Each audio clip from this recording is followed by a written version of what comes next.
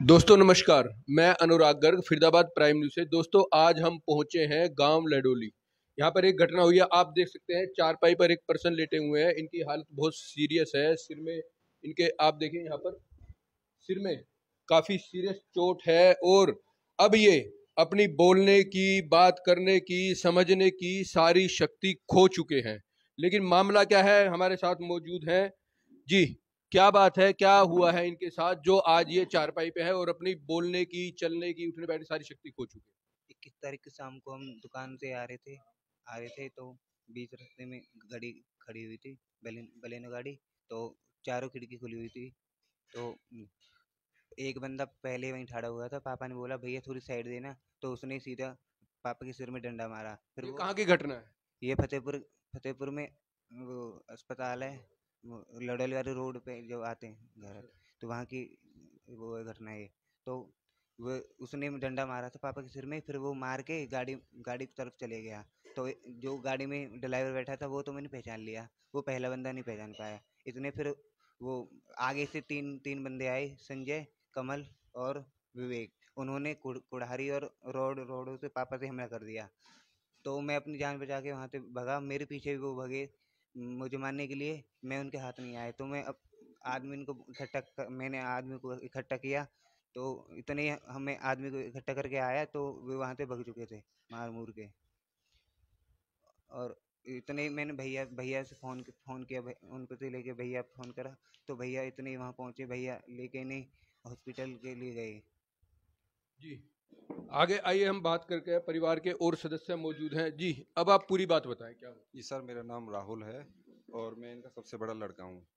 तो सर हुआ ये था कि उस दिन मैं अपनी ड्यूटी से, जैसे रात को बारिश हो रही थी, मैं ड्यूटी से जैसे ही घर पहुँचा हूँ तो मेरे पास मेरे भाई का लड़ौली से एक बंदे का, सब भाई से भी पहले लड़ौली के किसी और बंदे का फ़ोन आया। वो है कल्लू का लड़का। उसे मेरे को फ़ोन करके बोला कि तुम्हारे पापा को कोई मार रहा है। मैंने तुरंत, मैं जैसे उसका फ़ोन आया मैं यहाँ से तुरंत निकला। मैंने उससे पूछा कि भाई कहाँ पे हो रही है ये वारदात? वो बोला कि जो गांव का जो हॉस्पिटल है उसके पास ही वारदात हुई है, वहाँ पे कुछ लोग हैं तुम्हारे पापा को मार रहे हैं। मैं अकेला और मेरा छोटा भाई, ये रास्ता सोनू है, सोनू को लेकर के मैं तुरंत यहाँ से बाइक से लेकर के भागा। वहाँ जाके देखा तो मेरे पापा कंधे पे बेड टंगा हुआ और वो ऐसे पड़े हुए हैं वहाँ पे। मतलब कि उनको कोई होश नहीं था और करहा रहे थे बुरी तरह से। खून में खून बहा पड़ा था सारे में, बारिश हो रही थी, कुछ लोग इकट्ठे हुए थे। तो मैं वहां से उन लोगों से जैसे पूछने लगा कि भाई किसने किया है, तो वो बोले कि भाई तुम इस बात पे बाद में देखना, पहले इनको जल्दी हॉस्पिटल पहुंचाओ। लेकिन ये किया किसने? ये सर हमारे गांव के तीन लड़के तो हमारे गांव के हैं सर। क्या नाम? एक का नाम तो है संजय, फादर सबसे नेम? बड़े। Sanjay father of her Harpal, Harpal का लड़का संजय। चंद्रपाल का लड़का है वो रवि। और हमारे जो मेहमान हैं, हमारे जो ताऊ की लड़की ब्याही हुई है, उन दोनों के लिए वो है भूपानी से। एक का नाम विवेक है, एक का नाम कमल है। ठीक है जी, ये लोग वहाँ पे थे। और एक लड़का और था लेकिन वो इसके पहचान में नहीं आया था। वो संजय का ही छोटा भाई है, हरपाल का छोटा वाला लड़का। लेकिन वो हमने इसलिए, हमारी पहचान में हम कंफर्म नहीं थे, इसने अच्छी तरह पहचाना भी नहीं उसे, तो हमने उसका नाम एफआईआर में भी नहीं दिया कि कहीं ऐसा ना हो वो ना ही हो, क्योंकि वो अच्छी तरह पहचान नहीं पाया उसे। लेकिन वही लड़का रात को ही, जब ये वारदात हुई है रात को 1 बजे, हमारे घर पे पूछने के लिए आया कि क्या बात हो गई है। तो इस लड़के ने उसको फिर पहचान लिया, क्योंकि उसने सेम वही कपड़े पहने हुए थे। ये बोला कि भैया ये मुझे ऐसा ही लग रहा कि मैं तो यहाँ था ही नहीं, मैं तो हॉस्पिटल लेके चला गया हमारे पापा को। फिर मैं लेकर के दिल्ली बल्लभगढ़ हॉस्पिटल, सरकारी हॉस्पिटल में, मैंने वहाँ से उनकी एमएलसी कटवाई। तो डॉक्टर ने जो फर्स्ट एड था वो करके बस ये 2 चोटें देखी, क्योंकि डॉक्टर ने ना तो कपड़े उतार के देखा ना कुछ भी देखा। केवल सिर में जो खून बह रहा था, डॉक्टर ने सिर्फ उसकी फर्स्ट एड की। उसके बाद हमें इनके कंधे पे भी खून जो दिखा रहा था, हमने कंधे भी दिखाया। तो उन्होंने फर्स्ट एड में सिर्फ 2 चोटें लिख करके उन्होंने आगे रेफर कर दिया। उन्होंने बोला कि इनका सबसे पहले तो आपकी सीटी स्कैन कराना है। मैं इनको सीटी स्कैन के लिए राज एमआरआई सेंटर लेके गया। तो अब इनकी एफआईआर हुई है? हाँ जी, एफआईआर हो चुकी है। एफआईआर दिखा, कॉपी कहाँ है? जी सर, एफआईआर की कॉपी है। ये सर एफआईआर की कॉपी है, 0178 इसका नंबर है।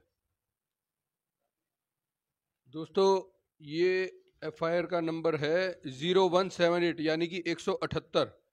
और ये हुई है 24/5/2022 को, ये एफआईआर नंबर है। और ये हुई है 24/5 एफआईआर नंबर।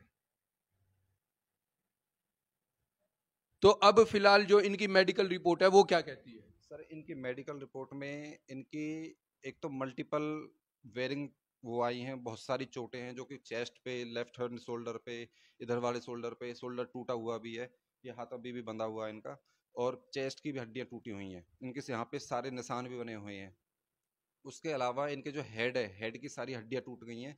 डॉक्टर ने वो हड्डियां टूटी होने के कारण उनको निकाल करके ओब्डोमेन में डाल दिया, यानी कि पेट में डाल दिया है। और उनको उन्होंने कहा है कि वे 2-3 महीने बाद जब इनकी थोड़ी सी हालत ठीक हो जाएगी तब इन हड्डियों को दोबारा से इंस्टॉल करेंगे, क्योंकि ये पेट में शायद जुड़ जाएं अपने आप। तो अब पुलिस की क्या कार्रवाई हुई है? सर पुलिस ने अभी तक कुछ खास कार्रवाई की नहीं है। उन्होंने सिर्फ एक बंदे को अरेस्ट किया है, बने वाला सिर्फ एक बंदा है, उसको अरेस्ट किया। बाकी लोगों को पुलिस उस दिन से अरेस्ट ही नहीं कर पाई है अभी तक। क्या उनका नाम एफआईआर में नहीं है? जी, उनका नाम एफआईआर में है सबका। तो अभी वो फरार दिखाए गए? जी, फरार दिखा रहे हैं उन्हें। पुलिस आती है या नहीं आती ये भी कंफर्म नहीं हो पा रहा हमें, क्योंकि पुलिस वाले के हमने 3-4 बार गाड़ी आती देखी है गाँव में, 3-4 बार अब तक आए हैं, लेकिन उनके कुछ भी हाथ नहीं लगा यहाँ से। वो लोग बाद में फरार हो जाते हैं या क्या हो जाता है, हम उनके साथ तो जाते नहीं, लेकिन पुलिस यही कहती है कि वो हमें नहीं मिले। हर बार बस यही जवाब देती है। ऐसे तो वो सर भागते ही रहेंगे। पुलिस उनको किस तरह से गिरफ्तार करे? अब ये तो पुलिस को देखना है ना किस तरह से गिरफ्तार, चाहे उनके घर वालों को उठाए या कुछ भी करे, लेकिन हमें तो उनकी गिरफ्तारी चाहिए ना। लगभग 12-14 दिन हो गए हैं इस बार। हाँ जी। बाकी वो लोग यहीं घूम रहे हैं, हमारे घर के इधर उधर चक्कर भी काटते रहते हैं और लोगों को भी धमकियां देते रहते हैं, और लोगों के थ्रू हम पे आती रहती है कि भाई तुम पे भी वार करने की उनकी प्लानिंग है। ऐसा भी सुना है कि उन लड़कों की माँ ने, जो भूपानी वाली है, उसने ये कहा है कि हमारे मेरे बेटे अपने आप हाजिर हो जाएंगे, पहले वो इससे पहले और 2-3 को निपटाएंगे। दफा कौन सी लगी है? सर 307 की धारा लगी है, और भी 2-4 धाराएं लगी हुई हैं। बाकी जो मेन है वो 307 लगी है इनके ऊपर। जी दोस्तों ये मामला है गांव लहडोली का, और जैसा कि कहना है इनका, पुलिस कार्रवाई में अभी तक एक व्यक्ति को गिरफ्तार किया गया, वो भी उसने सरेंडर किया है। बाकी तीन लोग जो टोटल 4 हैं, टोटल 4 हैं, उनमें से एक ने सरेंडर किया है और 3 लोग अभी भी पुलिस की गिरफ्त से बाहर है। परिवार के जो लोगों का कहना है कि हम पुलिस की कार्रवाई से संतुष्ट नहीं है। 12 से 14 दिन इस वारदात को हो चुके हैं, जो 21/5 की, सॉरी 1.5 महीना हो चुका है इस वारदात को। और जो पेशेंट है उसकी हालत बहुत ज़्यादा सीरियस है, वो अब चलने फिरने बात करने लायक नहीं है। 1.5 महीने से वो बिस्तर पे है, और डॉक्टर का कहना है जो उनके सिर में गहरी चोट है उसका दोबारा से एक मेजर ऑपरेशन होगा, और उस ऑपरेशन में कि किसी तरह की कोई गारंटी नहीं है। और परिवार पुलिस की कार्रवाई से पूरी तरह से निराश है और थाने के चक्कर काट कर परेशान। फिलहाल अब आप क्या चाहते हैं? जी सर, हम यही चाहते हैं कि या तो जल्दी से जल्दी पुलिस उन्हें गिरफ्तार करें, या फिर हमारा केस पुलिस से हटा करके सीआईए वगैरह को सौंपा जाए, ताकि इस पे जल्दी से जल्दी गिरफ्तारी हो। इससे पहले कि सर कोई और बड़ी घटना हो, वो हम हमारे किसी और बंदे पर कोई हमला करें, कुछ भी करें, तो उसकी कौन जिम्मेदारी लेगा सर? धमकियां मिल रही हैं हमें लगातार। तो पुलिस को चाहिए कि उन्हें जल्दी से जल्दी गिरफ्तार करे, कि पुलिस उनको क्यों छोड़े बैठी है अभी तक, जो अभी तक उनकी गिरफ्तारी नहीं हुई है। सिर्फ एक बंदा उठा लिया उससे थोड़ी ना संतुष्टि होगी, बाकी लोग तो बाहर घूम रहे हैं ना। तो सर हम चाहते हैं कि जल्दी से जल्दी या तो पुलिस उन्हें गिरफ्तार करे, या फिर हमारा उच्च अधिकारियों से अनुरोध है कि हमारा केस जो है सीआईए को सौंपा जाए। दोस्तों आप देख सकते हैं लहडोली का एक परिवार डर के साए में जी रहा है, और अपराधी खुलेआम घूम रहे हैं, इनको धमकी दे रहे हैं।